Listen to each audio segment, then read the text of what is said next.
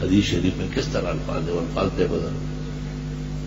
فرمایا جب تم میں سے کوئی شخص آخرت یا دنیا کا کام کرنا چاہے اچھی طرح وضو کر لے، 2 رکعت پڑھ لے، پھر دعا استخارہ پڑھ لے. لوگوں کی طرف سے استخارہ کرنا کارنامہ ہونے کی نہیں، لوگوں کو استخارہ پڑھوانا کارنامہ ہے کہ شادی آپ کی بیٹی کی ہے، کاروبار آپ کا ہے، مسائل آپ کے ہیں، آپ کا جتنا غم درد و غم و سوز ہے وہ مجھ میں آپ کے لیے نہیں ہو سکتا. ایک آدمی مجھے کہتے میں نے فلاں بزرگ سے استخارہ کرایا، وہ کام کرا، وہ میں نے کہا خیر اس کو تو میں نے کہا استخارہ ایک بہتری کا پہلو ہے، استخارہ اٹل صورت نہیں. اس لیے علماء کہتے ہیں کہ استخارے پر عمل کرنا مستحب ہے، فرض نہیں، کیونکہ استخارہ سمجھنے میں بھی بہت زیادہ مشکلات ہیں.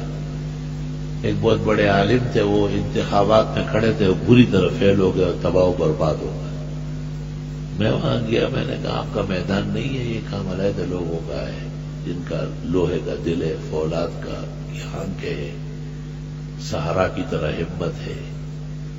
اس نے کہا میں استخارہ کرتا گیا لیکن کوئی جواب نہیں آیا. میں نے کہا جواب نہ آنا تو دلیل نفی ہے، سمجھنا چاہیے جناب، اس لیے جب نہیں کر رہے گا. اعلان نہ ہونا، پریشان ہونا، یہ سب نفی ہے. حالات بگڑ جانا، علماء کہتے ہیں کہ اشارہ ہونا کا ضروری نہیں ہے. عوام کو زبردست اشارے ہوتے ہیں، خواص کو نہیں ہوتے. خواص ویسے ہی دلدل میں رہتے ہیں. خنجر چلے کسی پہ تڑپتے ہیں ہم فقیر، سارے جہاں کا درد ہمارے جگر میں. غموم و ہموم کے درمیان میں کیا پہلو متعین ہوگا؟ البتہ میلان اور ماحول، حالات، آپ کے استخارے کی برکت سے حالات، ماحول جس طرح ہو گیا آپ سمجھ لیں کہ یہ کام کرنے کا ہے. اللہ اکبر و کبیرہ.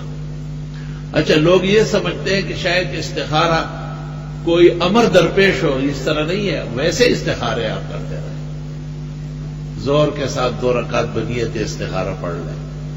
بہتر یہ ہے کہ پہلے 2 رکعت صلاۃ الحاجات پڑھ لیں اور اس کے بعد 2 رکعت استخارے کی پڑھ لیں. استخارے کے معنی اللہ تعالی سے خیر مانگنا. استخارے کا معنی اللہ سے مشورہ نہیں ہے، کسی نے غلط ترجمہ کیا ہے.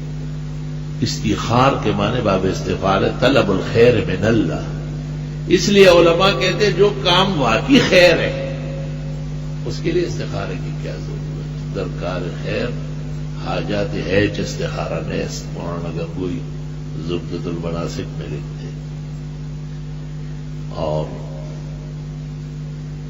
جو کام واقعی نامناسب ہے، پہلے سے ہی ناجائز یا مکروہ ہے، وہ آپ کے استخارے سے جائز تھوڑا ہی ہوگا. استخارہ اس وقت ہوتا ہے کہ ایک معاملہ ہمیں کرنے اور نہ کرنے کا شرعاً اجازت ہے. یعنی جیسے عام طور پر امور دنیا ہے اور ہمیں پہلو متعین نہیں ہو رہا ہے کہ یہ کام کروں یا نہ کروں، یہ رشتہ ڈالوں یا نہ ڈالوں، اس کو ہاں کروں یا نہ کروں، اس میں استخارہ مؤثر ہے. حضرت مولانا رشید احمد صاحب گنگوئی نے زبدہ میں اور مولانا خلیل احمد صاحب نے بذل المجہود میں لکھا ہے جو حرمین شریفین مستقل جانا چاہے پہلے استخارہ کر لے اور بہت استخارے کر لے. کہیں ایسا نہ ہو کہ پٹ پٹا کے وہاں سے آئے. سعودیان تو بہت ہی زیادہ سختی نما ہو گئے. اول تو اپنے لیے دعا کریں کہ یا اللہ ہمارا ملک پاک صاف فرمائے، امن کا گوارا بنائے. حقیقت یہ ہے تو ایک تو یہ کہ استخارے ویسے ہی کرتے رہو اور ذخیرہ بن جائے گا. اللہ تعالیٰ کے ساتھ اتنا انس پیدا ہو جائے گا، محبت ہو جائے گی کہ گفت اللہ بود و گرج از حلقوم عبداللہ بود. اللہ وجہ کھلے نا خبر ہو کھینے ٹک پک گئی ہوئی، ٹک پک. اللہ اکبر. ایک بہت بڑے عالم نے مجھ سے ایک مسئلہ پوچھا کہ میں نے استخارہ کیا اور اس میں آیا کہ اس بیٹے کو علم نہ پڑھاؤ. اور میں نے پڑھانا شروع کیا لیکن وہ ناکام ہو گیا. میں نے کہا استخارے میں یہ پوچھنا کہ میں علم پڑھا ہوں یا نہیں، یہ تو اسکول کالج کے لیے کرے، دین کے لیے کوئی استخارہ کرتا ہے؟